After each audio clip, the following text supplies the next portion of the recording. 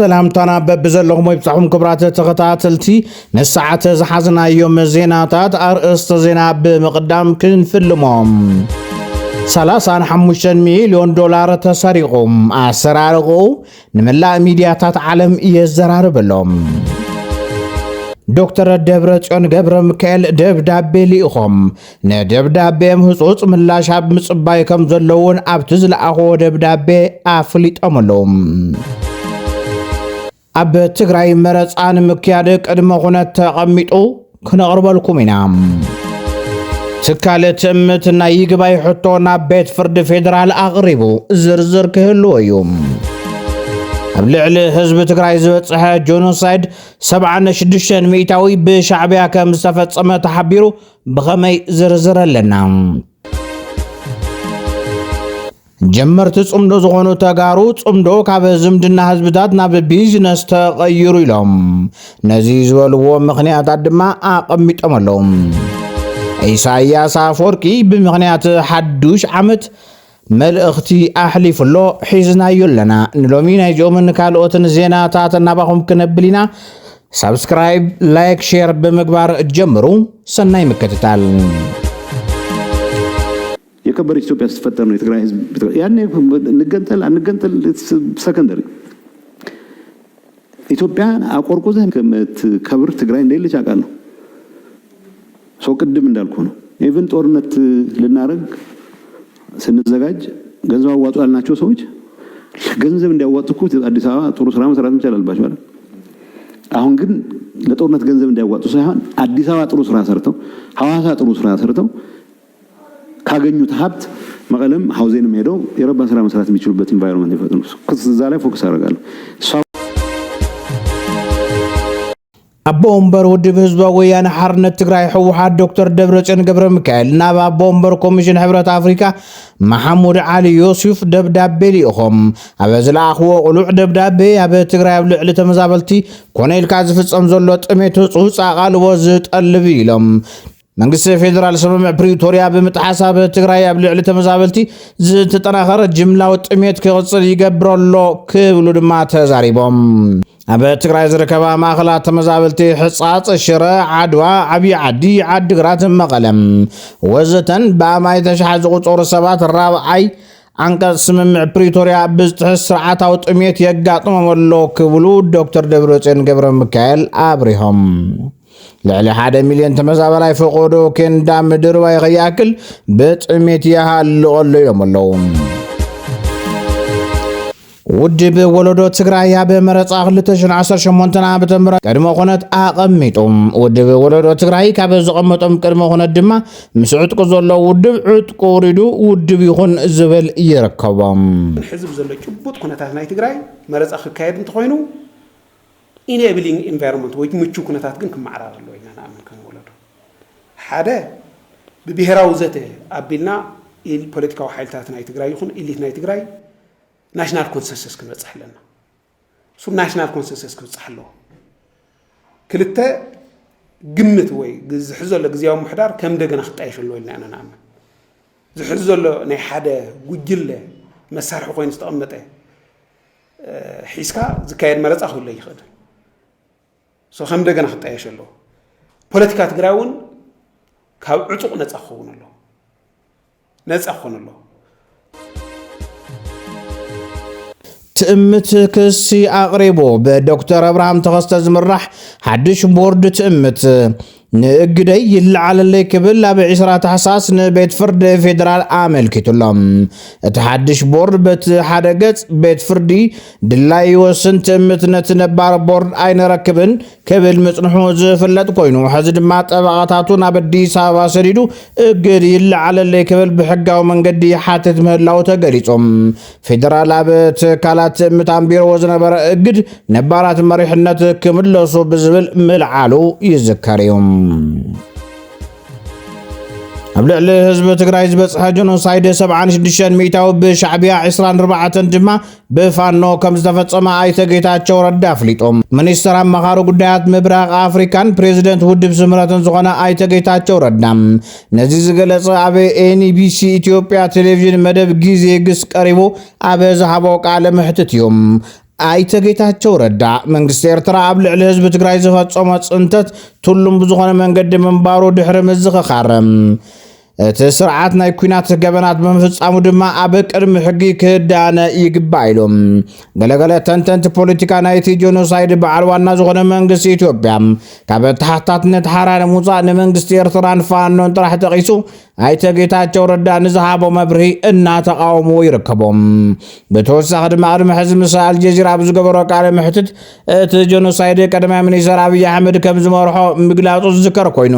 ህዝቢ ዘለዎ ናይ አማኻሪ ሚኒስትርነት ቦታ ተጠቂሙ መንግስቲ ኢትዮጵያ ብጽንተት ተጋሩ ንኸይሕተት ከውሉ ንኾኾነ ምፍጣኑ ጉጉይ መንገዲ ምዃኑ ተዓዘብቲ ይገልጹ ነባረ መራሒ ህወሓት ዝኾነ ፖለቲከኛ ገብሩ አስራት ህወሓት ዝሓስቦ ዘሎ ምስ ሻዕብያ ኮንካ ዓፀቦ ምውፃእ ኢሉ እንተኾነ ትጽምዶ ተቃውሞታቱን የፍረሎ ክብል ተዛሪቦም ህወሓት ፖለቲካ ካብ ኢድ ንኣፍ ዝኸይድ እዩ ስለዚ ሕዚ ይጠቕመና ኢሎም ዝሓስቦ ዘሎ ምስ ሻዕብያ ኮይንካ ጽምዶ ምፍጣር እዩ ምስኦም ኮይንካ ምውጋእ እዩ ምስኦም ኮይንካ ዝሓስብናይ ነገር ክንገብር ዝብል እዩ ሕዚ ዘለዎም ማለት እዩ ናቱ ናይ ቀደም ከምዚ ነይሮም ሶማሊላንድ እውን ይድግፉ ነይሮም እዚ ገዲፎም እዮም የለን ዝኸም ዝበለ ነገር ካበይ ተበጊሶም ኮን ታይ መትከላዊ መሰረት ከለዎም ታይ ፖለቲካዊ መሰረት ኣለዎም ኮኑ ዝድግፉሉ ሕዚ ያውም ኣነ ብውሽጠይ ዝርዳእኒ ዝቃወሞ ይመስለኒ ስለምንታይ እቶም ዝእዝዝዎም ኣብቲ ጽምዶ ላዕለዎት ኮይኖም ዘለዎ ግብፂ ተቃይሞም ኣለዉ እቶም ምስ ጽምዶ እውን ኣዘዝቲ ኮይኖም ነብሶም ማዕረተ ዘይኮኑስ ፍዕሊኦም ዝኾኑ ከዓ ተቃይሞም ኣለዉ ሻዕብያ ስለዚ ዝቃወሞ እምበር እዚ ከምዚ ነርና ኢና እሞ ኣብዚ ስትራቴጂያዊ ጠመተ እውን የብሎምን እዚ ከምዚና ኣለወ ንሕወሓት ደጊፉ ኣብ ማሕበራዊ ሚድያ ብዙሕ ዝጸንሐ ሕዚ ዓርሴ ግሊለ ኣለኹ ዝበለ ጀማር ጽምዶ ዝኾነ ብርሃነ ገብረ ገርግስ ጽምዶ ናብ ቢዝነስ ተቐይሩ ክብል ተሰሚዕሎም ናብ ቢዝነስ ክቕይሩ ዝደልዩ ኣካላት እውን ተፈጢሮም ጀስተለካ ለኣብነት ኣብ ኤርትራ መንግስቲ ኤርትራ ዝወሰደኩም መኻይንኩም ገለ ሊብሬን ታርጋን ንገሩናሞ ክንደዚ ቅርሺ ክፈልሞ ክነምፀልኩም ዓይነት ወይ ከዓ ኤርትራ ዘሎ ቤተሰብኩም ገለ ንኽትርዩ 20,000 30,000 ክፈልሞ ክንወስደኩም ዓይነት ወይ ከዓ ከምዚ ዓይነት ነገራት ናይ ተርእዮታት ምልክታት ርኤ ማለት እዩ ኣብ ትግራይ ህጹጽ ሓገዝ ዘድልየን ክልተ ጣብያታት ተፈልየን እተን ጣብያታት ብማይ ጻምእ ዝሓረራ ጣብያታት ወረዳ ናዓዴርየን ጣብያ ተረገይን ጣብያ ዳግናን ዝበሃላ እዘን ጣብያታት ህዝቢ እተን ጣብያታት ህጹጽ ፍታሕ ኣብ ምጥላብ ምህላው ነበርቲ ይገልጹ እዚ ከም ዝፍለጥ ሕፅረት ዝተማይ ኣብ ብዙሕ ከባብታት ትግራይ ዳርጋ ልሙድ እዩ ናይዚ መቕፅልታ ድማ ጆኖሳይድ ትግራይ ተሓዊስዎ ሕዚ ኣብ መብዛሕትኡ ከባብታት ትግራይ ዝነበረ መሰረተ ልምዓት ማይ ዓኒ እዩ እዚ ድማ ኣብ ከተማ መቐለ ዘሎ ፀገም ዓብዪ ኣብነት እዩ ጉዳይ ቀይሕ ባሕሪ ብወገን ኢትዮጵያ ሕዝውን ይለዓል ኣሎም ሕቶ ዋንነት ኣፍ ደገ ባሕሪ ኢትዮጵያ ልዕልና ሃገር ዝወስንን ኩሉ ብሓባር ጸኒዑ ዝቃለሰሉን ብሔራዊ ኣጀንዳ ይክብል ኣብ ቤት ምኽሪ ወከልቲ ህዝቢ ዋና ተጸዋዕ መንግስቲ ሚኒስተር ተስፋይ በልጅጌ ገሊጾም እቲ ሚኒስተር ብዋናነት ኣፍ ደገ ባሕሪ ብዝምልከት ኢትዮጵያ ትልዕሎ ዘላ ሕቶ ብቑዑን ዘእምንን ምኽንያት ዘለዎ ከም ዝኾነ ኣብርሂዮም ሕቶ በሪ ባሕሪ ጉዳይ ወደብ ጥራሕ ዘይኮነስ ልዕልና ኢትዮጵያ ዝውስን እዩ ዝበሉ እቶም ሚኒስተር ቅድሚ ሕዚ ኣብ ዝነበረ ስርዓታት እዚ ሕቶ ዘልዕሉ ሰባት ደለይቲ ኩናትን ረበሽቲ ሃገርን ተገይሮም ይቁፀሩ ከም ዝነበሩን እዚ ድማ ስሕተት ከም ዝኾነን ይገልጽ ፕሬዚደንት ኢሳያስ አፈወርቂ ብምኽንያት ሓድሽ ዓመት 2026 ቆጣፅራ ፈረንጂ መልእኽቲ ሕሊፎም ንዛዝሞ ዘለና ዓመት ብደረጃ ዞባና ዝሰፍሐ ጎደቦናን ዓለምናን ንሰላም ርግኣትን ሓበራዊ ልምዓታዊ ገስጋስን ዝፈታተኑ ዝተሓላለኹ ክስተታት ተጋሃደሉ እዩ ነይሩ ኢሎም ኣብ ከምዚ ዝኣመሰለ ከቢድ ቅልውላው ዝዓብለሎ ሃዋህው ህዝብን መንግስትን ኤርትራ ከም ወትሩ ንኹሉ ክስተታት ብድሆታትን ልቦና ዓቕልን ተጸዋርነትን ዓጢቖም ክምክትዎ ሃገራዊ ርግኣትን ሉዓላውነትን ከውሕሱ ምስ ኩሉ ማሕልኻታት ድማ ተልእኾ ሃገራዊ ልምዓት ከሰላስሉ በቂዖም እዮም ኢሉ ኢሳያስ አፈወርቂ ኣብ ዓመት 2026 እዚ ሕላገዚ ብዝያዳ ደሚቑ ጎስጓስ ህንፀትን ልምዓትን ሃገር ብዝሕየል ናህሪ ክቕፅል ሰናይ ትምሊተ ሰናይ ትምኒተና ገለጽኩ ንመላ ህዝቢ ኤርትራ ናብ ውሽጥን ወፃን ንምዑታት ሓይልታት ምክልኻልን ዮሃና ርሑስ ሓድሽ ዓመት ልደትን ክብል መልእኽቲ ኣሕሊፎም